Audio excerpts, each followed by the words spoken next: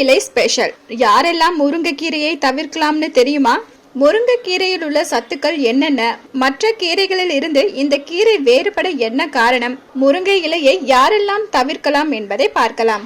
Anti accident, anti diabetic, anti atherogenic, anti hypertensive, anti microbial, anti inflammatory, antibiotic, hepatoprotective, இப்படி நோய் எதிர்ப்பு சக்திகள் அனைத்துமே இந்த முருங்கை இலையில் நிரம்பி கிடக்கின்றன. மற்ற கீரைகளில் உள்ள இரும்பு சத்தினை விட 75% அதிக சத்து முருங்கைக்கீரையில் இருக்கிறது. ஆரஞ்சை விட 7 மடங்கு வைட்டமின் சி அதிகமாக நிறைந்துள்ளது. பாலில் இருப்பதை விட 4 மடங்கு அதிகம் கால்சியம் இந்த கீரையில் உள்ளது. கேரட்டில் உள்ளது போல வைட்டமின் ஏ முருங்கையில் உள்ளது. வாழைப்பழத்தில் உள்ளது போல 3 மடங்கு பொட்டாசியம் இந்த கீரையில் அடங்கி இருக்கிறது. மனிதர்களுக்கு தேவையான 20 அமினோ அமிலங்களில் 18 இந்த கீரையில் உள்ளது. மனித உடலால் தயாரிக்கப்பட இயலாத 8 வகை அத்தியாவசிய அமினோ அமிலங்கள் அசைவ உணவுகளில் மட்டுமே கிடைக்கும். அந்த 8 அமிலங்களையும் கொண்ட ஒரே சைவ உணவு முருங்கைக்கீரை. முருங்கைக்கீரையில் மற்ற தாவர உணவுகளில் உள்ளதை விட 25 மடங்கு இரும்பு சத்து அதிகமாகவே உள்ளது. செயற்கையாக நாம் சாப்பிடும் மருந்து மாத்திரைகளில் கிடைக்கும் இரும்பு சத்தை விட இயற்கையாக இந்த கீரையிலேயே எளிதாக கிடைக்கும் இரும்பு சத்தை நமது உடல் எளிதாகவே ஏற்றுக்கொள்கிறதாம். கிட்டத்தட்ட மனித உடலில் 300 வகையான நோய்கள் வராமல் தடுக்கவும் 67 வகையான நோய்களை குணப்படுத்தவும் உதவுவதாக ஆயுர்வேத மருத்துவம் சொல்கிறது.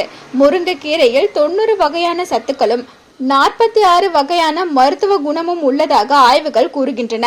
அதே சமயம் இத்தனை நன்மைகள் இருந்தாலும் முருங்கைக்கீரையை ஒரு கப் அளவுக்கு மேல் எடுத்துக்கொள்ள கூடாது.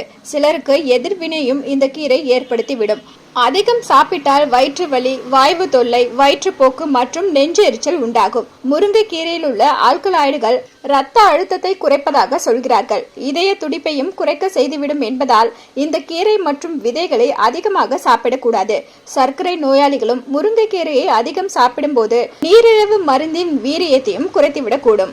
அதே போல பாலூட்டும் இளம் தாய்மார்கள் முருங்கைக்கீரையை தவிர்க்க கூடாது என்றாலும் இதன் வேர்கள், பட்டைகள் தவிர்த்து விட வேண்டும். காரணம், இதில் இருக்கும் நச்சு பொருட்களை தாய்ப்பால் வழியாக குழந்தைக்கும் சென்றுவிடும். அதனால் முருங்கை வேர்கள் உள்ளிட்டவற்றை தாய்ப்பால் காலங்களிலும் பெண்கள் தவிர்க்க வேண்டும்.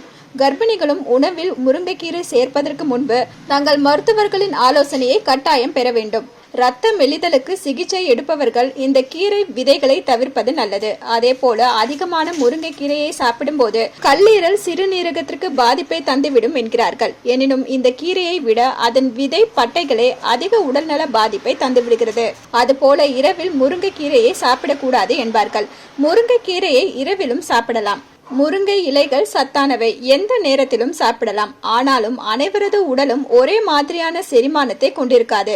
செரிமானத்தை பாதிக்கலாம் என்பதால் இரவில் முருங்கைக்கீரை உட்பட எந்த கீரையும் சாப்பிடக்கூடாது. எனவே சுகாதார நிபுணர் அல்லது ஊட்டச்சத்து நிபுணரிடம் ஆலோசிப்பது எப்போதுமே நல்லது. என்ன வியூவர்ஸ், இது போல பல இன்ட்ரெஸ்டிங்கான நியூஸை தெரிஞ்சுக்கணுமா? அலோ சிட்டி டிவியை லைக் பண்ணுங்க, ஷேர் பண்ணுங்க, மறக்காம சப்ஸ்கிரைப் பண்ணுங்க.